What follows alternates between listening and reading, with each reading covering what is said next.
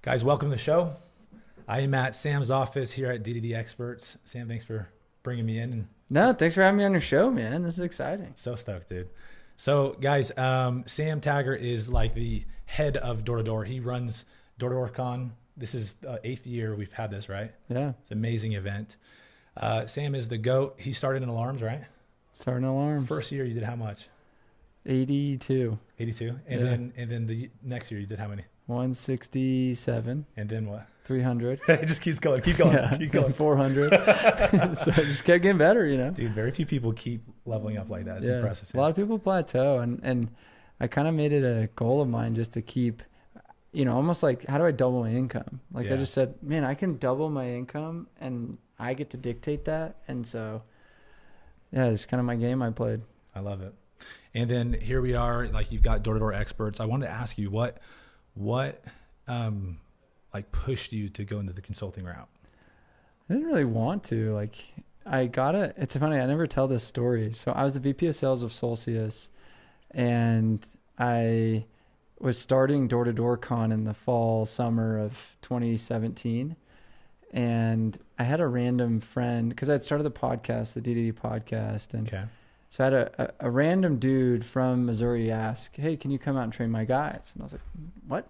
No way. Like, you know, I felt all cool, you know. I was like, me? Like, why me? Like, and he's like, how much? And I was like, I'll do it for free, bro. Like, that just sounds awesome. Epic. And my mom's like, no, you're not going to do it for free. Like, so you're charging $1,000.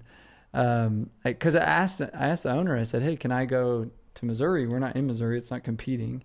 So then he refers me. I did such a good job there. He had a friend that ran a solar company in Virginia. I was like, I'm not in Virginia. So he referred me. The Virginia dude's like, we want to do door-to-door. And so I asked the owner again. I was like, can I go out to Virginia for a day? And I don't know if you ever saw that YouTube video where I knocked the door in like a suit jacket with like 30 people on the door. Yeah. Did you see that one? That. Yeah. So, and I was like, congratulations. Like I clapped. That was that day. Was it? Shut up. So I was like in training, you know, a very corporate company, all had company phones, companies like the wraps on the vehicles. And they were like, hey, we'll do a classroom training. And I was like, this sucks, guys. Like, let's go on the field. And they're like, right now? I was like, yeah, I mean, we just cut the training short and go hit the doors for a couple of hours. They were like, okay. Like, I was like, let's show you how to do it. And they're like, all of us? Yeah, all of us? That's what they said. All of us? Like, and I was like, I didn't think that through. I was like, yeah, we'll do it. I didn't think that through. So I was like, sure. I've now learned to just knock with 30 people on. I was like, it's just normal. At that point, I'd never had 30 shadows on one You got door. me beat. I think I've done 25 at once. I had them hide all along the side. No, I had them just wide in the open. So I said, when they open the door, clap. And they were like, what? And I had like cameras, like, film this, pull out your cameras, make it a big deal. And they're like, what? So I was like, just trust me on this. So they open the door and they're like, congratulations, I picked you. We're going to get you solar for no money down. Like, and they were like, no way.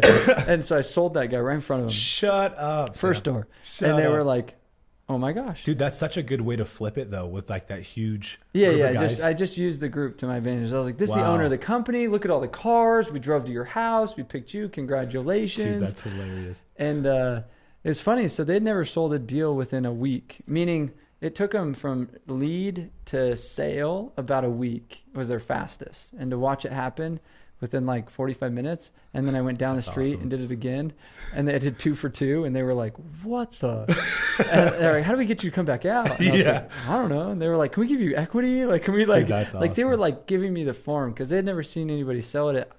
They were charging like $3.30 a watt. I charged like $4.30. Okay. So I charged $1 a watt more than what they were used to charging. They were just like, why'd you do that? Because that's what you should be charging, you idiots. Yeah. And they were like, what? Like they were just, I broke every belief system they'd ever thought about. And I was 2 for 2. Like they didn't even see a no. Yeah. And then they were like, cool, we'll set you up on a monthly retainer. And I was like, I got to get permission. I was like, I don't feel good. And that kind of gave me like 2 months of that. And I was like not really intentionally saying I want to go into consulting. It was just kind of like, oh, this is some extra money. And I only have to come out here like once a month for a couple of days. Like, that's fun. And I can still do what I'm doing.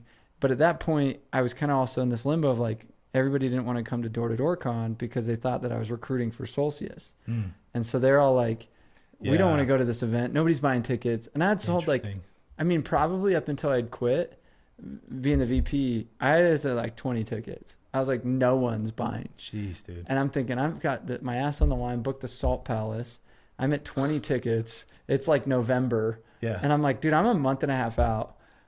And I'm at 20 tickets. It's like, crazy. I told the world I want to get 500. Yeah. And like, we're launching D2D Con Canada this year. And I'm like, going back to our first year of Door to Door Con, I was like, okay, goal is 500. Let's shoot for that. Yeah. We'll probably sell no tickets until the week of. You know what I mean? Like, I'm just like, It's like PTSD right now. So if you're in Canada, we're coming to you in April. Let's go. So it would be kind of cool. Let's go. But long story short, I quit. And I was like, nobody's buying. I'm going to just go full in. Wow. And everybody's like, you're crazy. You're at 20 tickets, bro. And I was like, well, I think if I quit and I like truly honored this unity and followed the mission and showed my like faith in this thing, which was scary. It was almost like crucified myself. Yeah, dude. How many guys did you have? So we had, I had like 100 guys. Jeez. So I was like killing it. Like, you know how it is building a company. Like, it takes you a while. Like, it was finally like, checks are coming in. I don't have to rely on my personal sales. You know, that balance of like, I really write my own checks. Everything that I make from overrides really gets reinvested to keep growing. Yeah. And I finally was at that point where we're, you know, doing several hundred a month where I'm like, cool, my override checks are way outweighing my personal sales. Life's getting good. You know what I mean? Yeah. Yeah. And then I quit. And then you quit. Like, we had gotten to that point, and it's like, and everybody's like, right now, bro, you're on fire. But dude, that shows like your conviction, your belief at the time. Like, it speaks a lot. And so, okay, finish the rest of the story. So 20 to how many? So it's a week before Door to Door Con. It's Monday. Okay. Door to Door Con's on Friday, Saturday, and we're at about 200 tickets. And I was like, okay, so we're doing a little bit better. We're doing better. This works, but we're still not even close to 500. I'm about to lose like $300,000-$400,000 grand on this event. Jeez, dude. I don't have $300,000-$400,000 grand just to want to be like, yay, this idea was cool. Like, you know what I mean? Yeah.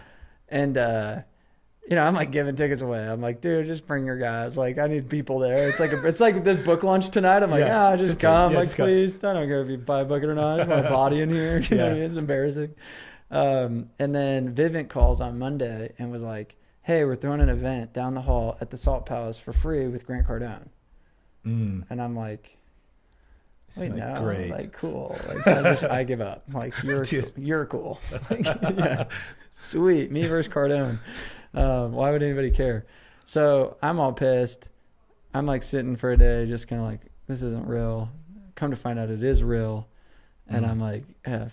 And then I get calls from Jan Frampton, Tom Karen, Graham Wood, a bunch of people like Nathaniel Olson, like all these studs that are owners in Utah. And they're like, dude, what do we need to do to get you back? I heard Vivint's bullying you. And I was like, where you been, guys? Like, I've been trying to get this ticket sold for months now. And finally you show up. And they were like, yeah, we're coming. So I ended up selling 600 tickets in the next 4 or 5 days. We had 800 people there year one. And was that a big help, like having those guys come in like that? Yeah, I mean, it's just like, hey, I'll bring 20 guys, I'll bring 50 guys. Yeah. And I also didn't realize, even till today, like Door to Door Con 1, out of 3,000 tickets we sold, we were sitting at 1,600 a week and a half before. Crazy. So, like, I just have learned in the last 2 weeks, Door to Door people procrastinate, and then they just come in. Like, but it was 8th year that I'm like, they'll come, people. Trust me. I've been doing this long enough. But if you're a brand new event planner, you're like shitting bricks right now. So you're like, I know my industry. I know my people. They're procrastinators. They will buy the day of, and they will pay more because they're idiots. Oh, dude, I love it. That's actually so true. I remember Door to Door Con 7. I got last minute ticket. Yeah, you're just like, fine, I'm coming. Yeah, exactly. Yeah. But those that didn't come, sucks to suck. That was the best year, dude. Yeah. This year was freaking awesome. It was huge, dude. Yeah. Like, breakout rooms, the speakers were all great. Loved it. Panels were amazing. Yeah. I got my money's worth from one panel. One panel. Well, it was fun to have you on the panel. No, not that one. No, but I mean, What was the panel you liked? The CEO panel and the solar panel. Dude, we picked some studs. Yeah. Yeah. The CEO panel was amazing. So, and the recruiting panel too. Yeah, guys, like I don't think people understand, like, just listening to a podcast is one thing, but to be around this energy Yep. is a whole different thing.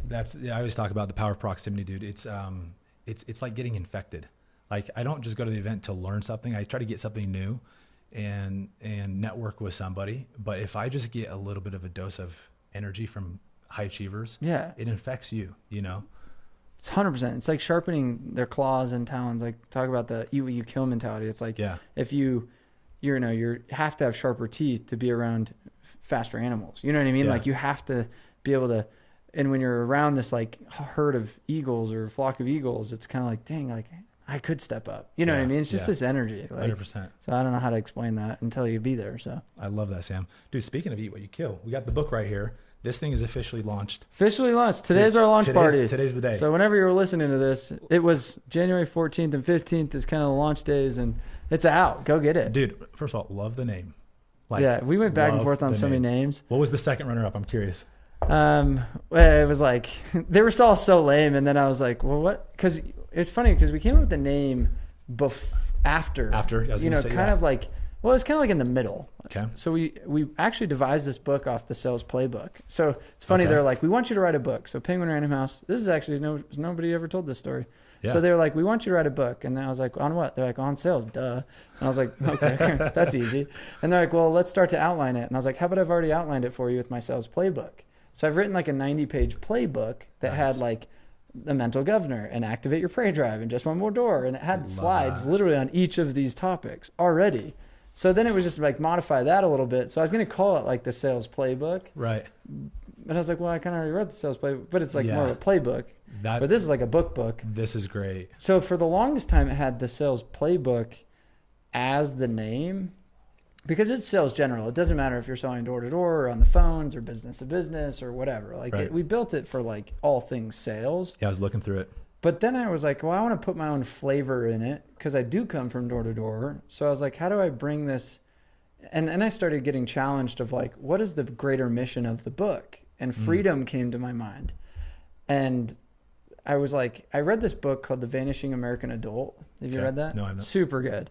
But it's all about the concept of like how today's softer and softer, parenting is softer and softer. Things are more convenient. They're just convenient. Like you don't have to really get uncomfortable for anything if you don't want to. You have to like force yourself in the gym to actually get hard shit, right? Like, and we go through trials and stuff, but it's not like an intentional, you're not like farming 12 hours a day. You're not getting war. You're not like having to defend your family from like invaders and shit. Like, you know what I mean? Like you're not wrestling somebody on a weekly basis. So I'm like, man, today's world is getting so soft. I like door to door because it's like, it is a hard job. Like it's not like for the faint of heart. And so I was kind of like, how do I create sales strategies that really lead to freedom? Because I've been on this trend of like spiritual freedom, financial freedom, kind of this like free yourself from this society's prison.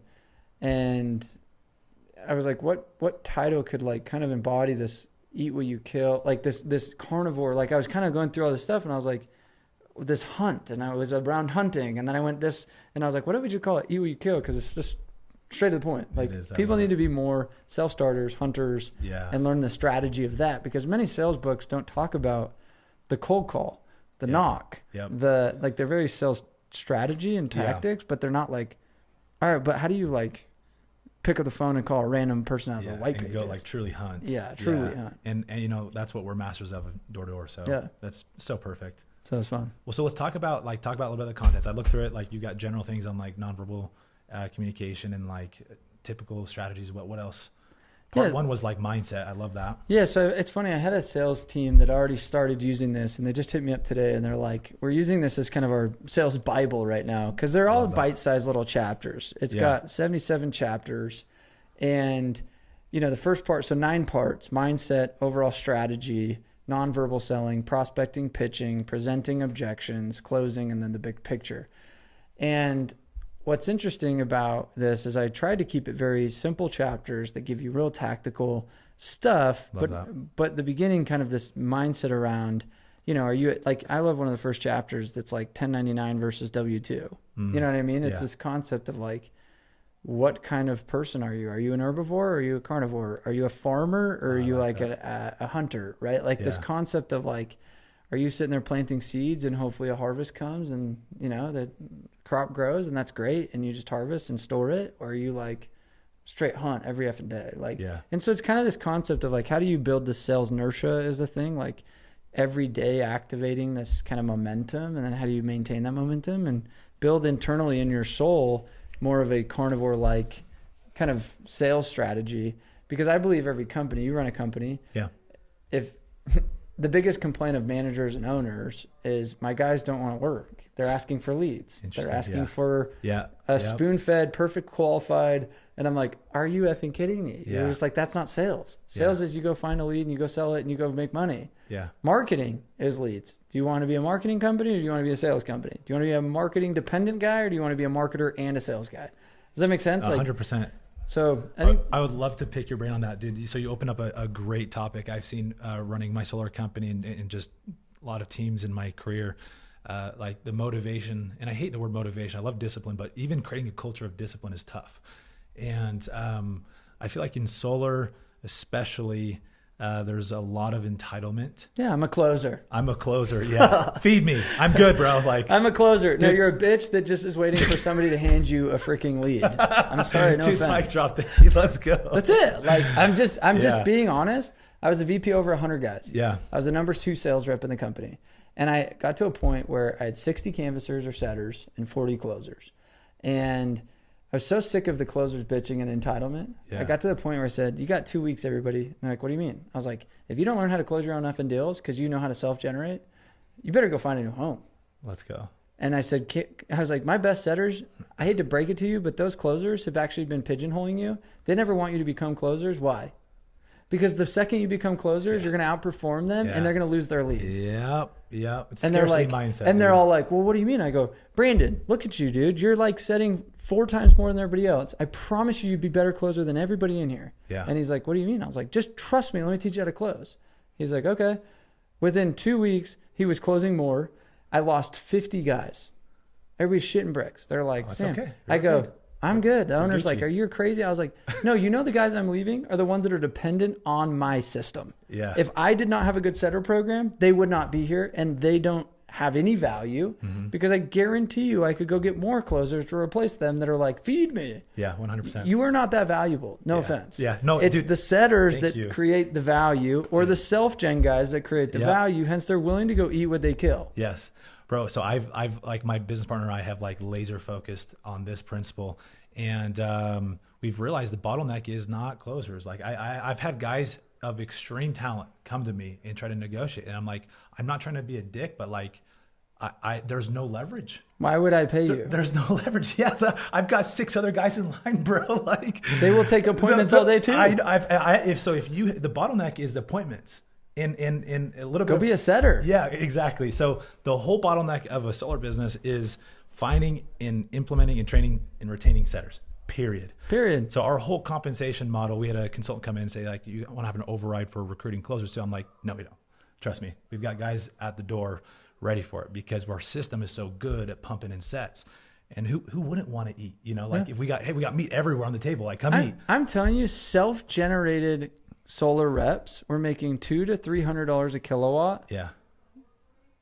Like that's it. Self-generated. Yeah. When I was in solar, $200 to $300 a kilowatt is what you got paid to self-generate a deal. Dude, we're so entitled and spoiled. It's insane. If a closer's making $200 to $300 more than $200 to $300 a kilowatt on a deal that was spoon-fed to him, yeah, it's embarrassing. It is. Dude, I used to make 165 self-gen 10 years ago. See what I'm saying? Yeah. Like when we it's like, yeah, I need $700 a kilowatt or else I'm like, dude, and talk about attract versus like chasing. It's one of our core values. Like I've seen this where I stuck my head down, worked on myself, did a lot of inner work, changed a lot of things in my lifestyle, my fitness, but I also went from president of sales to sales rep. It was very freeing.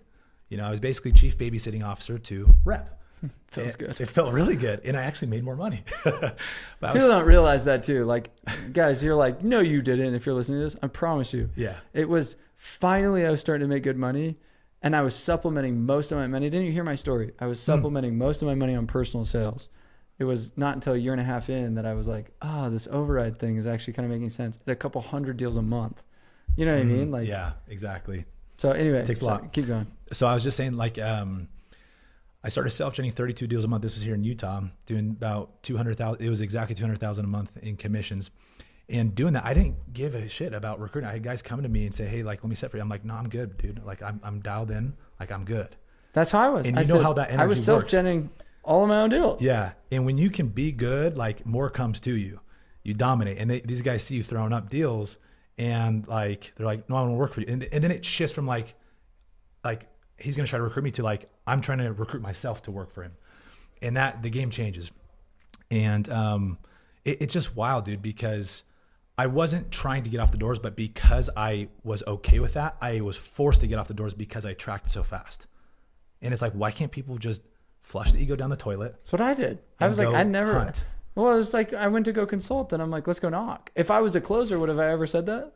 Yeah, no. Does that make sense? Yeah, exactly. If I was a closer, I would never. Had I gone to consult that company in Virginia, I wouldn't have been like, oh, let's cut our training short and get out in this cold and go knock. Yeah. Like it was like, no, I'd go knock and sell my own deals. Like, why would I take your lead and drive 30 minutes to a no-show when I could knock the next door next to the deal that I just sold? Like, I just set up 5 of your neighbors. I'm going to set you up too. Yeah. The momentum. I control my schedule. I'm not like, oh, shoot, I got to go, honey. It's like, no, I go when I choose to put my appointments. Yeah, that's like, huge. You know what I mean? Yeah. I know if they're going to show or not. These I'm are like, all benefits that guys don't think about. Yeah, I'm like, I was like, well, it's probably a 50% chance they'll show. So like I double booked. Same. Like I would double book myself. Yeah. And I'm like, crap, I got to text the other one because they both showed. You know what I mean? Dude, like, I love this. I have so the same problem. I would set myself 6-7 appointments in the evening and know that 20-30% was going to no show on my own appointments. And I just knew how to schedule things so that I had crazy efficiency and I'd sell the highest volume. Bingo, bro. You control the success. Yeah, and most people are like, oh, I need 3 appointments a day or else I'm not working here. And I'm like, called a pussy. Dude, what I started doing, I did the same thing, but you probably did the same thing, where 2-hour windows of arrival. So I could move things around on the calendar. So just in case the 50-50 hit of like they're sitting, I could call the other guy, like, I'll be an hour and a half. So this is how I was closing like every single day, like clockwork. But dude, it's crazy. Like, and you're making more money per deal. You have more control. And I think the biggest thing with the success is you eliminate all excuses. Like, entitlement gets flushed away, and then growth can begin. If there's any entitlement, like I feel like in any part of your life, or any ego of like expectations, I feel like it's just a massive block hindering growth. It's a mindset of like, oh, I'm above the doors. Yeah. And I was like, why did we start door to door con? Why did I write a book, Eat What You Kill? Yeah. I'm what like, you killed, not someone else. Yes. Are you a vulture? Good job. Dude, you are a vulture. That's what you are. Yeah. You are waiting for the scraps. You might be a hyena. So I was in South Africa. This is good, actually, now that I think about this. I'm in South Africa, and we're on a safari, and I see this, like the guy stops real quick, and he's like, oh my gosh, there's a jaguar. And we see this jaguar. We're like 5 feet away. Shoot. No cage, nothing. It was this jaguar. It was the most majestic looking thing. It was just sitting there licking its feet, you know? Yeah. And then we drive away, and then we get a call in like 30 minutes from another car, another group that we're with. They're like, dude, the jaguar just killed a freaking warthog. We're like, no effing way. So this jaguar goes and kills it because he was waiting at a warthog hole. And then the jaguar kills the warthog. So we drive over there, and we see a pack of hyenas. And we're like, where the hell is the jaguar? He'd already eaten whatever he wanted.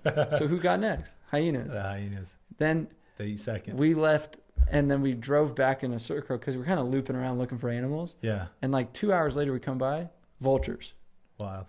Look at that. Does that make sense? Yeah. So it's like, what kind of carnivore, what meat are you eating? It just gets downgraded. Are you, you're getting like the scrappy shitty stuff, or are you getting the tenderloin?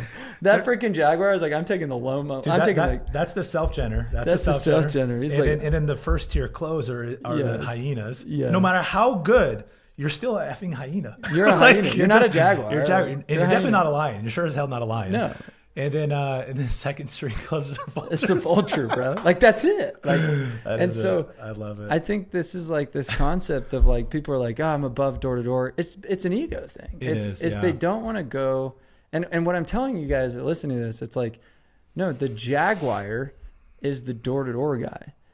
And the perception of society is like, oh, you knock doors? Like, when are you going to get a real job? But if you say, oh, I'm a high ticket in closer, in home, and I'm like, that's a skill set that should be learned and developed, and you should be proud of it. I wrote a book called ABCs of Closing. I have closing strategies in this book, and it's something that you should strive to. Self-gen guy. Does that make sense? Like, they eat what they kill. Meaning, The setter is the dude that scared the warthog out of the hole. Mm-hmm. Does that make sense? I love it. I'm like, sorry, you have not built much skill yet. You were the mongoose that just poked the dude in the butt. Dude, I love this analogy. Dude, these breakthroughs in Africa, Sam's that. These are South Africa breakthroughs. This should be in the damn book. It's not in the book. This is good. This is my keynote tomorrow. I'm going to Houston tomorrow. I'm going to keynote this. This is actually really good. I'm going to use this. Dude, I like it. So I'm going to put pictures. I'm going to bring pictures up. Dude, I have me in South Africa. Dude, this will be good. I was wondering what I was going to teach you on tomorrow. There we it's go. Gonna be so good. Done. Okay, so this is good. So if you're the mongoose that poked the warthog in the butt because you got him to move, good job. But you've got to learn the skill sets to become the lion. Yeah. Like it takes talent. It takes time. Yeah. And so many people are frustrated because they have this big gap between these top tier closers and this setter because they're like, I could never do that. The talent isn't there. What makes a top tier closer? It's called time and consistency and shots on target. Mm-hmm. Does that make sense? Like, I think the problem is training. The problem is they're not willing to become a professional because I just took a kid skiing last week, right after DorkCon, the winners of the National Knocking League. I was like, let's go ski. That was their prize.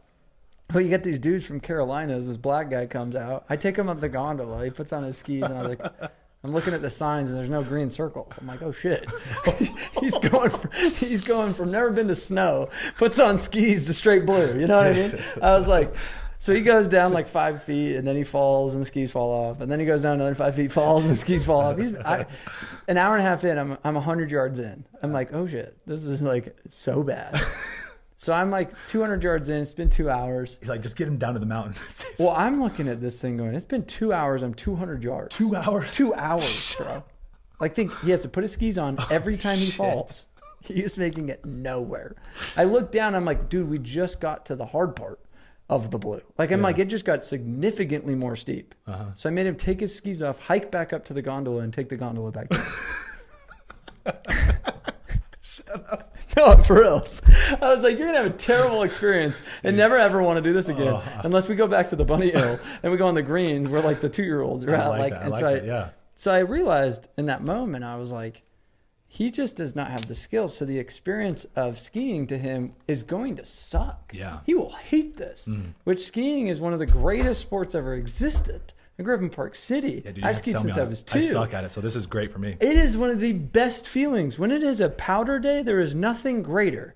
But you take a beginner skier and put him in powder, like my kids are like, this sucks. Yeah, yeah. Where everybody else is like, are you kidding me? This is like only time I like to go. Oh, I love that. See the difference? He could barely move he was stepping, like lifting feet up in skis, like terrible. Made him hike back up. Eventually he did the bunny hill. Eventually you could go down without falling on the green.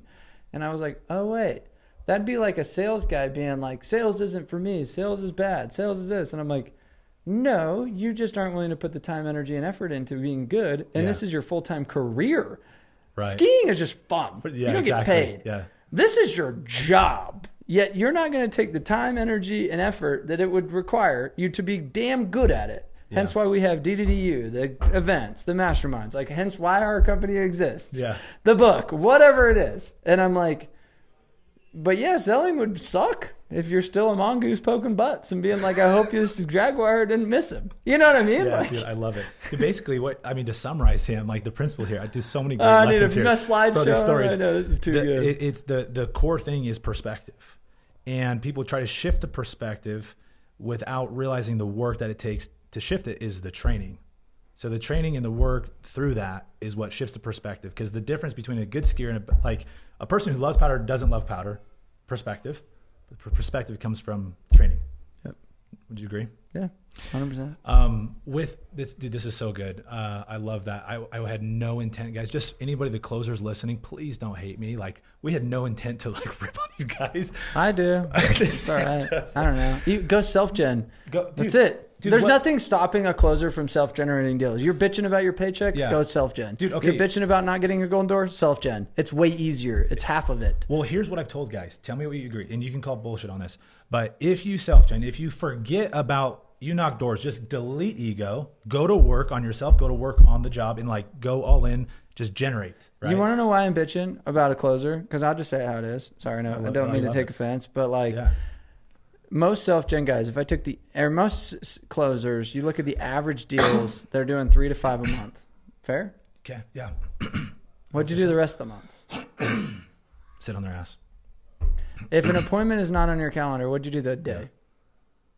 Exactly. Oh, it no-showed. If there's a 50% industry-wide, I've studied thousands of companies, guys. It's 50% no-show. I don't care where you go. Let's just call it that. What'd you do on all the no-shows? Yeah. Dude, all the self-generators have a go-to system. We're knocking doors. They knock doors. Bro, I got excited when people no-showed on me. I'm like, in that time I would have run one deal. I got 3 appointments. Exactly. There you go. Always winning. But how many people go and get 3 appointments? Out of 100 closers, how many of the closers that you know of go and get 3 appointments in between? Dude, it's 1 or 2? 1%. 1 or 2%. Yeah. Difference between a Golden Door winner and not. That's the difference between a broke rep and a guy doing. And 3 how many months. of those guys attract people where they usually don't have to keep knocking because they attract? Well, I go, okay, you're going to go sit in your car for an hour? Because you had slotted work, but then you just chose to unwork and make an excuse of why you're not working. Yeah. Like, it's like, Dude, so I'm calling a spade a spade. Like, Yeah. I'm not like trying to be a dick, but that's just the fact. That is the fact. Okay, here's an idea. Let me play devil's advocate for these people. So I've said, hey, look, dude, you don't need to knock. If bring me leads, like go pay for ads, right? Or bring on recruits, and that will train. And so, what's your take on that? Would you say I'm with you? I'm like, well, the problem is they're not training those guys. They're Right. actually training them to do the wrong thing. Because of hypocrisy. Yes. Even if they bring, yeah. They go bring you recruits. The recruits are monkey see, monkey do. So I'm going to sit around and wait. Yeah. Because I'm going to do what the guy that recruited and training me is doing. It just creates a whole, yeah. Now I've created an ecosystem of waiters. Unless that guy is willing to go get in the field and trench and go hunt with his recruits, then it's Yeah. now putting a responsibility and burden on somebody that else is doing that. And he's Yeah. like, hey, come do this job that I just sit and wait, but you, 8 hours in your freaking blood, sweat, and tears, hating life in the hot sun, that you just bloody knuckled that shit. Yeah. And maybe one day you might be like me that sits around and waits. Does that make sense? Yeah, 100%, Sam. It's awesome. And it's like they got to start somewhere. I get Yeah. it. They have to start somewhere. So why don't you do them a favor and show them what you had to do in your first 6 months? There you go. Why don't you do them Dude, a favor? I always talk about guys like so this is again me shooting down that last idea that I had, because let's say you're going and closing, you're part-time, right? You're kind of earning your ranks in the company, or you're buying leads, whatever the hell you're doing. You're just doing everything you can to avoid not knocking the door, right? Even though that makes you the most money, buys you the most freedom, right? But they recruit, they have a little bit of success. They recruit guys, and then the guys they recruit, they're telling them to go knock the doors. They're pointing like, Yeah, they're pointing. Yeah, they're telling, this is what you do. I didn't do this, but go do this. I might have done this for a few weeks until I became a closer. Yeah, and I tried to get off of it as fast as I could, but I want you to do this for 6 months, actually maybe a year and a half. Yes. And then we'll talk about transitioning. That's what it is. Dude, it's crazy hypocrisy. Which is like nobody consciously sees that, and you probably aren't aware of it, and you're probably not meaning to do it. Yeah. It's not like an intentional bad. But when you take a step back, I just consult companies and make them lots of money. Like, so I always have to say, we have a conundrum. And when somebody says, Sam, implement a setter closer program, I say, okay, pick your poison. It's not if you have a poison, it's just how you do your setter closer program. There will be a poison and it will be a bad taste no matter how you do it. Yeah. So just count on your people to be entitled and don't count on them to ever knock. Count on these setters to always have churn and don't ever graduate them. Or if you graduate them, count on you being a damn good recruiter and always backfilling. But if you're not a damn good recruiter, you suck. Yeah. If you're not a this, you suck. If you're not a this, you're going to run into problems. So I just show companies how to avoid and put like maybe Band-Aids around some of the problems, but those problems are always going to be there. I love that. And I'm like, but self-gen, you don't have as much poison. There's no entitlement. There's no different cultural conundrums. There's no divide. There's no, why didn't I get that lead that was X? It's just kind of like, you either sell or you don't. Yeah. Dude, we have a meritocracy in our company, and I think a lot of companies claim to, or it's purely like we dish out leads to the top closers, and guys can bitch and moan about it. It's just we go off of results. We're going to implement a thing based on so not just close rate and attrition, but now we're going to implement based on self-gen. It's hard to track, but you can do it. It's a great tool. It's just a little difficult to implement, but I recommend it. It's great. Yeah. Where like if a guy's within a few percentage points or whatever, we'll figure out an SOP of like a close rate. Like one guy's at 80%, one's at 75%, but other homeboys self-gen. Yeah, he's hustling. He moves to number one spot. So and here's the other thing. I think a lot of people don't track is closers manipulate that, and companies don't measure the same close rate. I walked around at Solstice being like, I'm a 75% closer. Yeah. And I thought our company had built our setter pay scale built off of a 25-30% close rate, because that's what I thought we were at. Like, right. And in my head, it made sense. But when I actually ran the business intelligence and pulled all of the data, I was at 33% and my company was at 11. Interesting. And I was like, wow. Oh, I've built all the budgets based around 20% when I was trying to be conservative. Oh, shit. So I was like, I'm half of what my budget's built off of.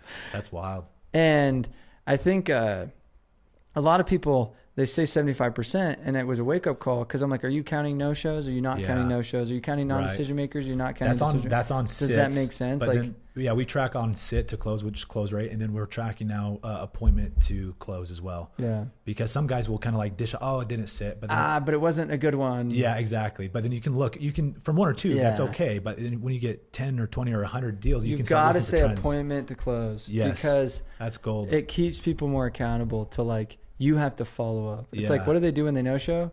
Forget about it. They never met the guy. They don't even think about him anymore, and they're on to the next. That's awesome. That's the behavior of a closer, typically. I love that.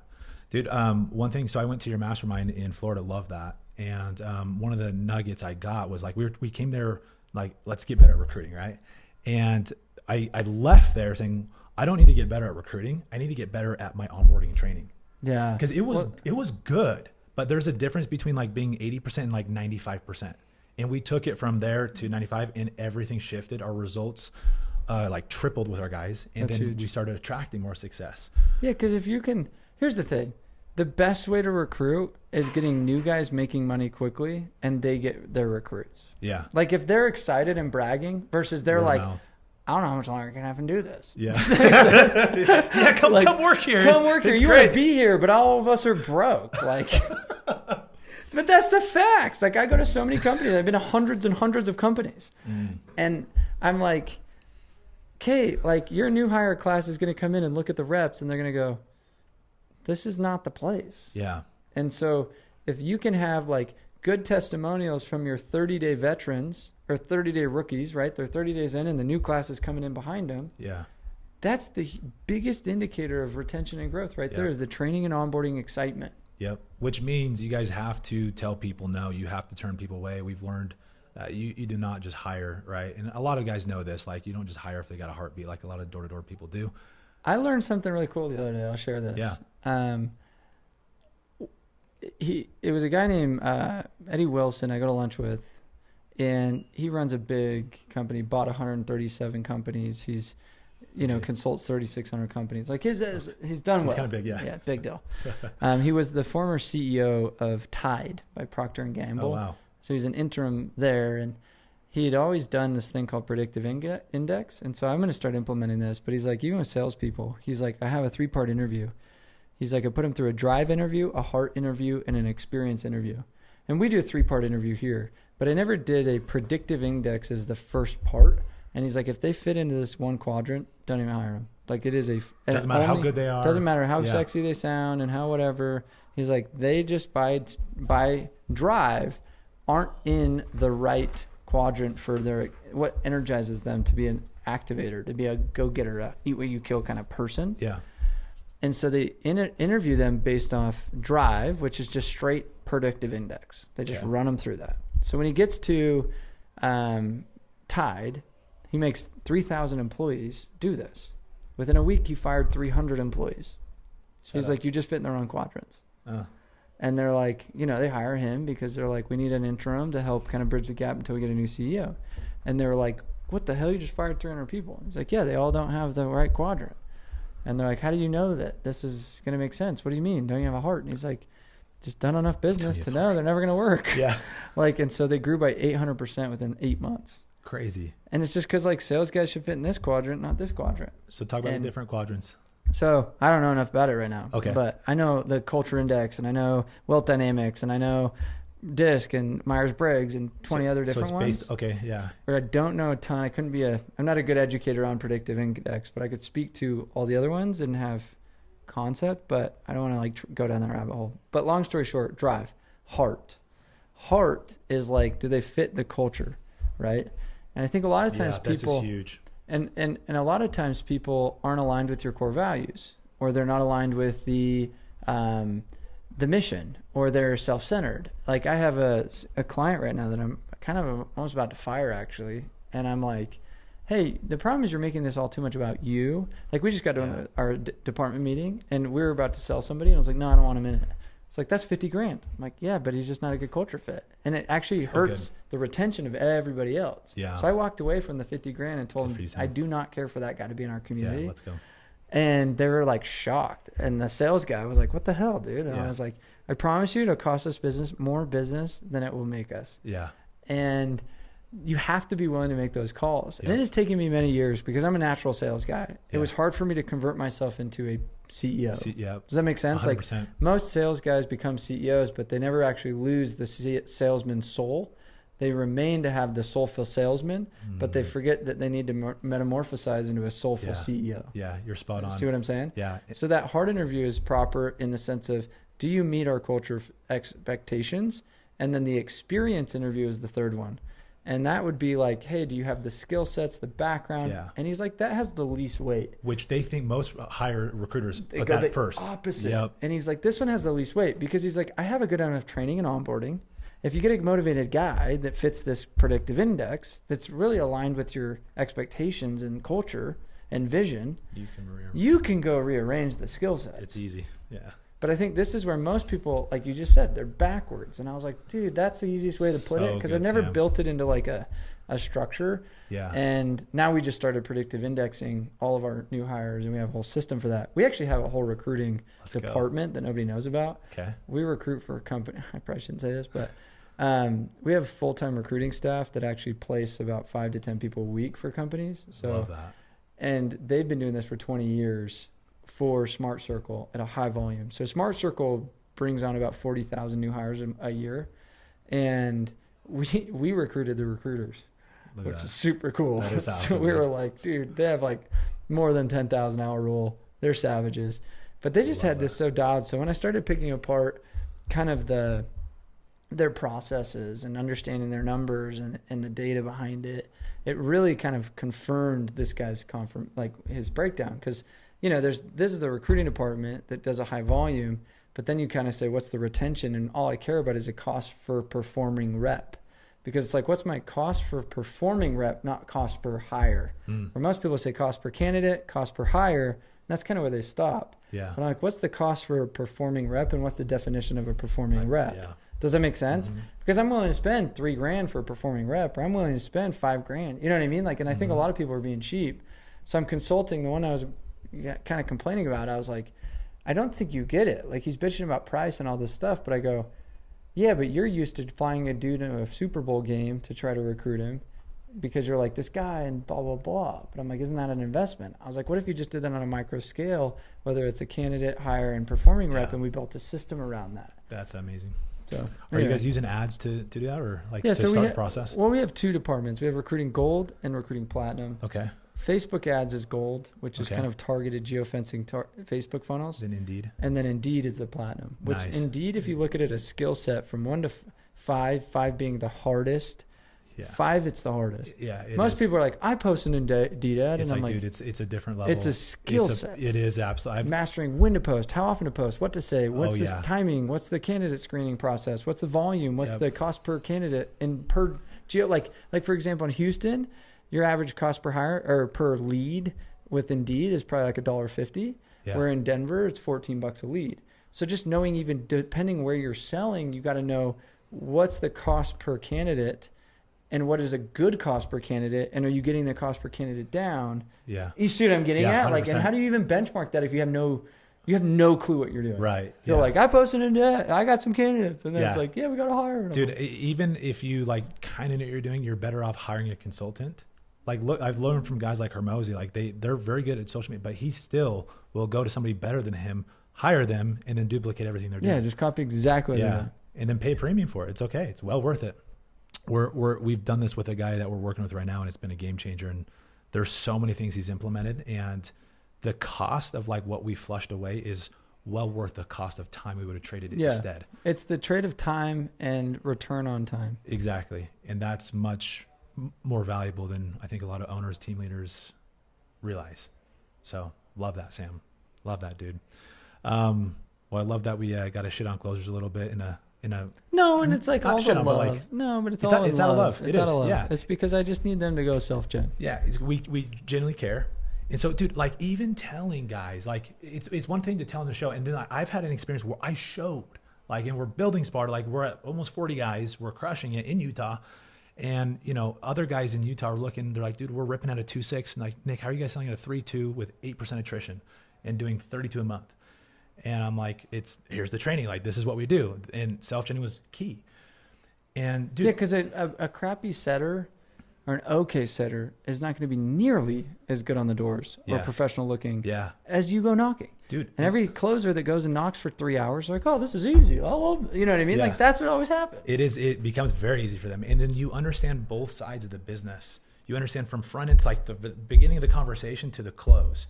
And so when something goes array here, you can actually realize, that's something I could have hedged in the first 3 minutes. Yeah. And you get really good. And, but dude, even with the storytelling, even with the experience, still, sometimes I beat my head up against the wall trying to inspire guys. And I'm pretty damn compelling, Sam. Like I can get guys to do a lot of shit, but I still struggle. And I know there's something I'm lacking that I want to uncover, uproot, figure out how can I better manage and not manage, but lead and inspire these guys to take action and do the shit.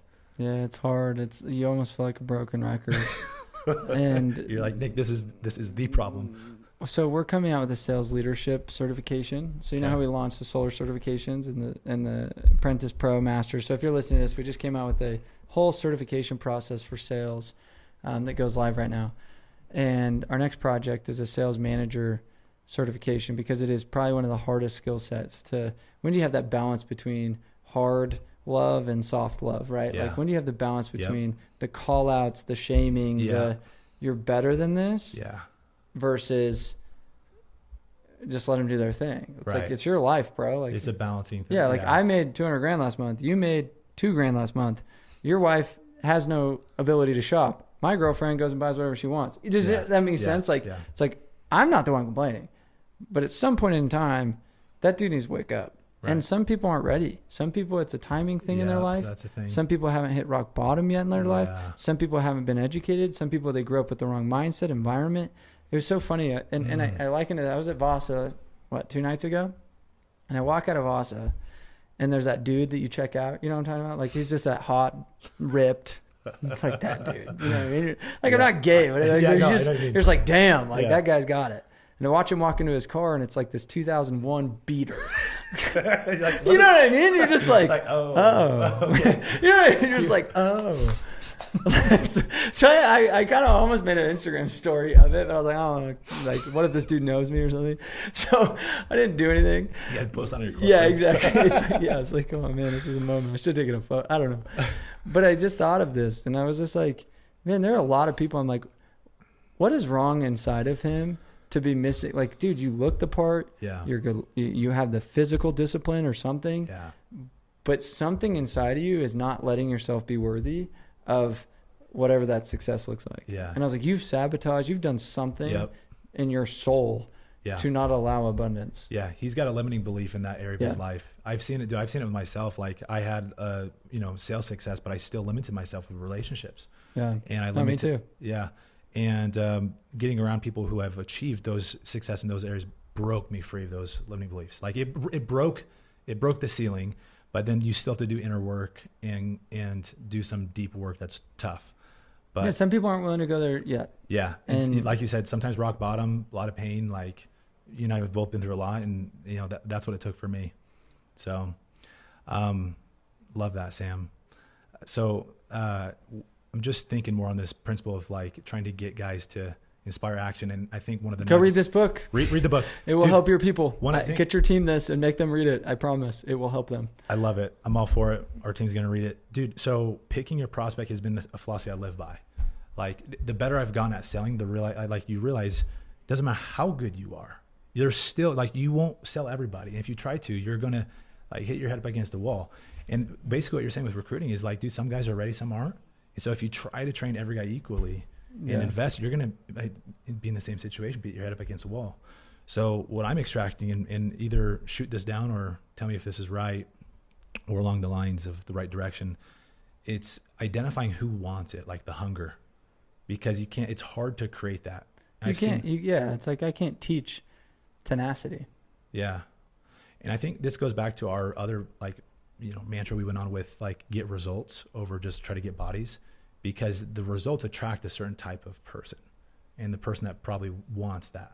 And I've seen that with our company, with the guys that we've pulled on more recent have more hunger because they were attracted from results of our other guys. 100%. And so I know the guys that we're tracking right now will outperform these guys, and I can't wait for it, dude. That's a patience game at that point. It is, dude. You're just like, wait. Dude, I'm like, I got a blueprint to have you make $100,000 a month in 30 hours a week, bro. Like, someone's going to just, like, do it, So the problem is a couple of my closers are making, like, one of my guys is making that a month right now as a closer, but I know the self-gen guy he's going to lap him eventually. So. Yeah, just beat that in, like, praise the self-gen guy. Yeah. So good, dude. Well, so good. Thank you. Thank you, Sam. This is gold, dude. Any other last ideas or things you want to hit? No, I just say, like, I'm telling you, like, and I'm not trying to sell my book, but I am, because it's not for me. It's for your team. Because I go, why is a guy making $100,000 in a month, and why is a guy making no money in a month? And it has everything to do with what I wrote this book for.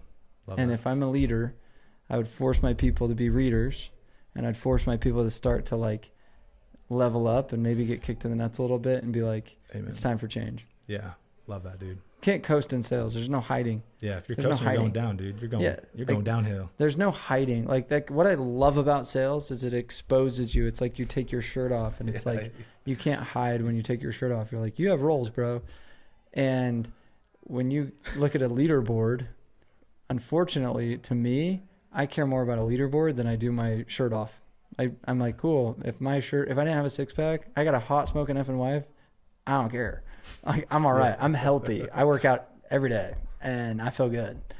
But I'll tell you one thing, is if I looked at a leaderboard in my bank account, I'm competitive as shit. Like, I fight. Like, I'm like, that to me fuels me up. Not like that dude gave me a self-esteem problems when he walked out of the gym. Yeah. Because my ego just went way through the roof when I was like, yeah, but look what car you got in. I feel better about myself. I feel better about myself quite fast. I love it, man. So thanks for having me on the show, man. Oh, it's been a pleasure. Thank you for having me in the office. I love it. Love to see what you're doing. Thanks, great. Brother. Love it. Cool. It's a wrap.